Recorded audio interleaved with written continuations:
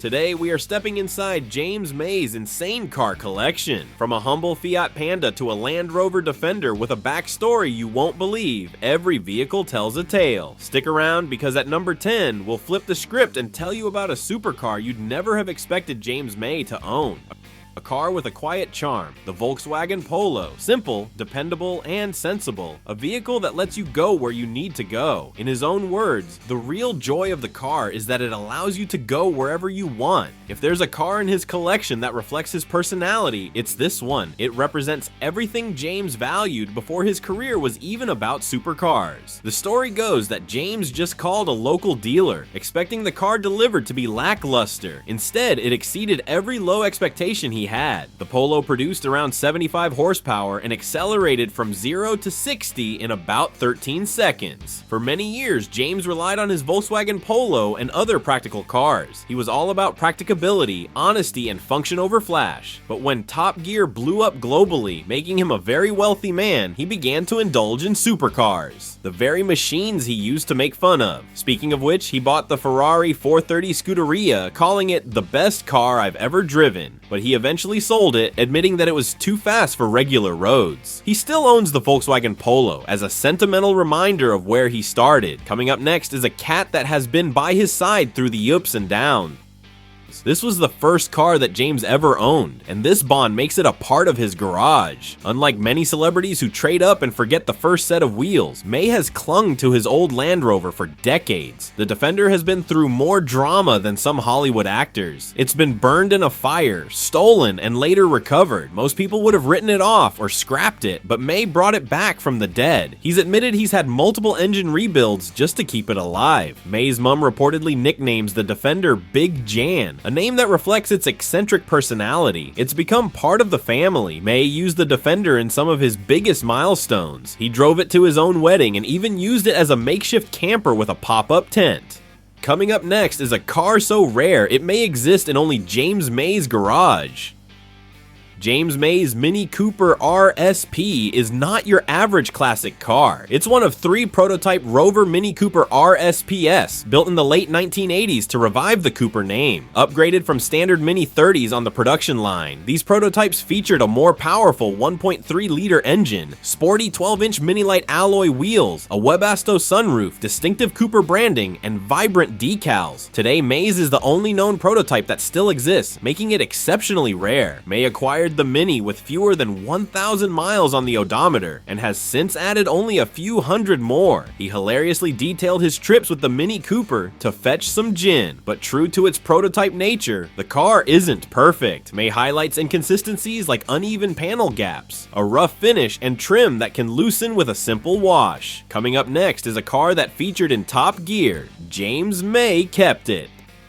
When most people hear James May, they think of the slow, deliberate character on Top Gear, but hidden in his garage is one of the most unlikely survivors of his automotive adventures, a bright yellow Volkswagen Beach buggy. This is the very same buggy that starred in the infamous Top Gear Africa special, where May and his co-hosts attempted to cross the brutal, unforgiving terrain of Namibia.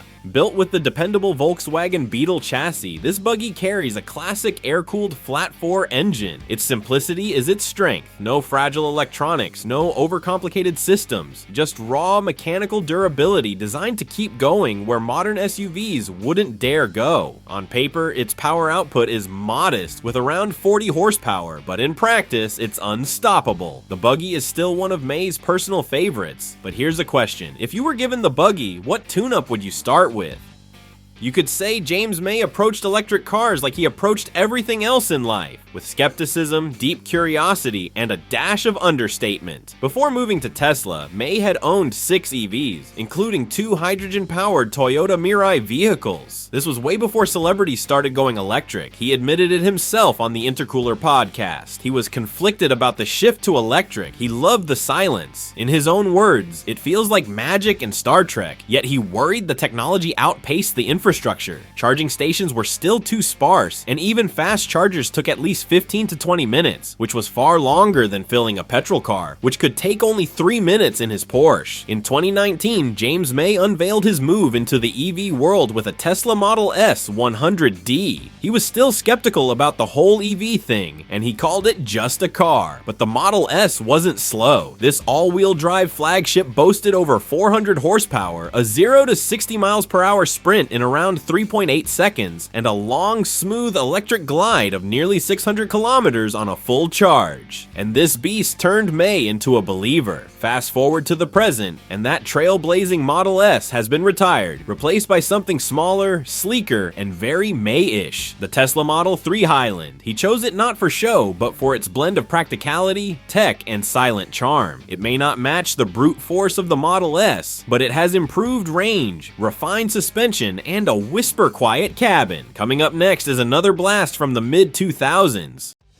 On the surface, it is stripped of the glamour of Ferraris and Porsches. James May's Fiat Panda is a 2005 Panda 1.2, a boxy little hatchback that he's proudly described as the best car in the world. That might sound absurd until you realize what he means. May has always leaned toward practicality and honesty in cars, and the Panda embodies exactly that. It's lightweight, affordable, and simple, designed purely for utility. Unlike performance cars stuffed with electronics and luxury SUVs weighed down by gimmicks, the Panda does precisely what it promises to do. So why did May choose it?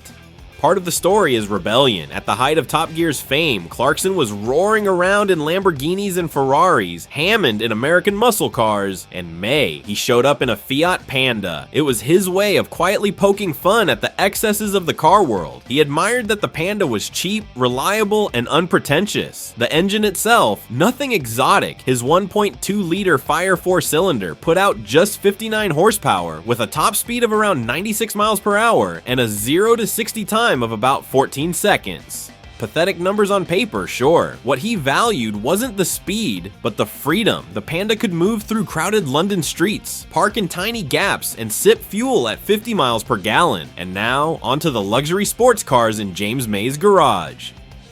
The backstory is pure James May. He wasn't chasing the flashiest spec or the most exclusive edition. Instead, he chose the Carrera S because it was the sweet spot of the 997 lineup. When he bought this car, the world was evolving from analog purity to digital dominance, and the 997.2 was the perfect balance between the two. It came with the new direct fuel injection 3.8-liter flat 6, pumping out 385 horsepower and capable of 0 to 60 miles per hour in just 4.5 seconds. For a man who often ridiculed Clarkson's obsession with brute force, it was his way of showing that performance doesn't have to be loud. Enjoying this video? Hit that subscribe button. May's Alpine A110 is a reborn model launched in 2017 by Renault's performance arm. It was a resurrection of the original Alpine A110 from the 1960s. Under the hood sat a 1.8-liter turbocharged 4-cylinder engine, producing around 249 horsepower. Modest numbers, to be honest. Performance-wise, the Alpine could sprint from 0 to 60 miles per hour in 4.5 seconds. Respectable, but not headline-grabbing. But here's the secret. The car only weighed about 1,100 kilograms, or about 2,425 pounds, almost half the weight of a modern supercar. That meant the Alpine didn't need huge horsepower. May often said the Alpine was one of the most enjoyable cars he'd ever driven because it reminded him that speed isn't everything. Lightness and responsiveness are where the true thrill lies. While Ferrari and Lamborghini kept making cars faster and louder, Alpine went back to basics. A small, perfectly balanced chassis, razor-sharp steering, and just enough power to make you grin without terrifying you. And to top our list is James May's most expensive and most aggressive supercar in his collection.